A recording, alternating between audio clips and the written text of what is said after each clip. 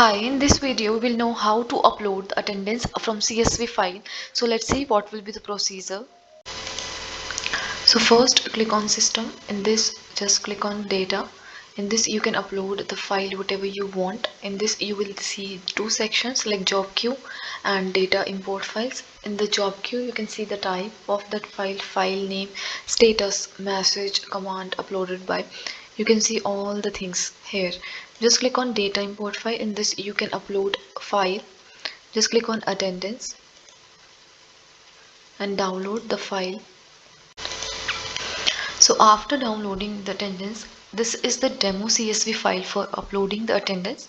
So in this format only you can upload the file like employee ID, check-in date, check-out date, check-in time, check-out time. So only this format you can use and upload file. Now click on import new CSV file. In this you will see data import definition.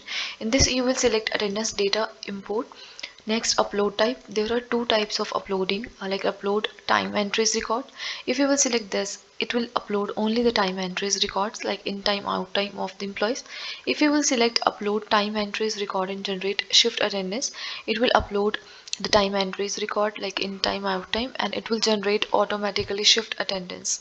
And in this upload CSV file you will upload the file by choosing yourself whatever file you want to upload. Like you can select and just upload it. Just click on import data so your file and will be uploaded successfully. So after uploading the data of attendance, just go to that manage part and then click on attendance. In this, if you will select the time entries record, it will upload it here. That data, whatever you have uploaded, it will upload it here. You can see the time in and time out of the employees. But if you will select second option, that is time entries records and generate shift attendance, just click on this monitor attendance. That data will be uploaded here.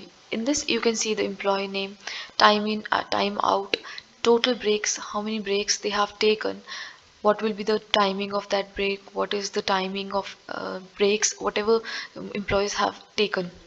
You can see all the information here.